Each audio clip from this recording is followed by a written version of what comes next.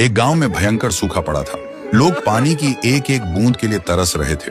उसी गांव में थुंग थुंग नाम का एक गरीब आदमी अपनी गर्भवती पत्नी के साथ रहता था। दोनों प्यास से तड़प रहे थे।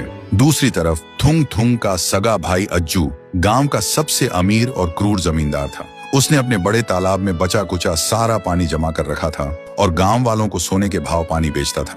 वह अपने भाई और भाभी की हालत देखकर भी उनकी मदद नहीं करता था, बल्कि उनका मजाक उड़ाता था। एक तपती दोपहर थुंग थुंग एक सूखे पेड़ के नीचे बैठा था। तभी आसमान से एक सुनहरे रंग का पक्षी गिरकर उसके पास तड़पने लगा। गर्मी से उसकी जान जा रही थी। थुंग थुंग के पास बस आखिरी घूंट पानी बचा था, जो उसने अपनी पत्नी के लिए बचा कर रखा था।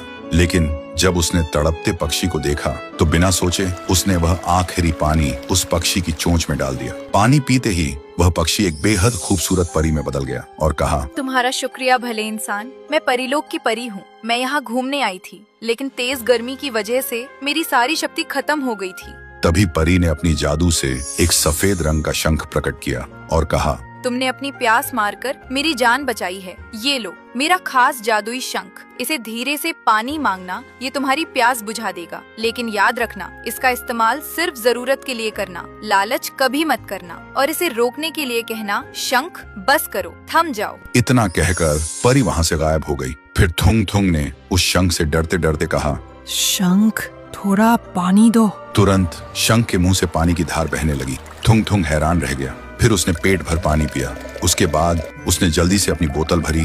फिर उसने शंख से कहा, शंख बस करो, थम जाओ। पानी रुक गया। थुंग थुंग दौड़कर घर गया और अपनी पत्नी को पानी पिलाया। फिर थुंग थुंग ने वह पानी अपने सूखे खेतों में डाला। रातों रात उसके खेत हरे भरे हो गए। यह चमत्कार देखकर वह चुपचाप रात में गांव वालों के मटके भरने लगा। उधर अज्जू परेशान हो गया। उसका पानी का धंधा बंद होने लगा था। एक रात अज्जू गांव से गुजर रहा था। तभी उसने अंधेरे में देखा कि थुंग थुंग लोगों के मटके उस शंख से भर रहा है। तब अज्जू को समझ आया कि उसका धंधा डूबने की असली वजह क्या है। फिर उसने मन ही मन सोचा, अगर ये मैं छीन लूं और अपना सूखा तालाब भर लूं, तब तो मैं माला माल बन जाऊंगा रे। लालच में आकर अज्जू ने अपने गरीब भाई को मारा पीटा और वह जादुई शंख छीन लिया और शंख लेकर सूखे तालाब के बीच पहुंचा और जोर से चिल्लाया, अरे शंख, इतना पानी बरसा कि सब कुछ भर जाए। अज्जू के चिल्लाते ही शंख से समुंदर जैसी लहरें फूट पड़ी।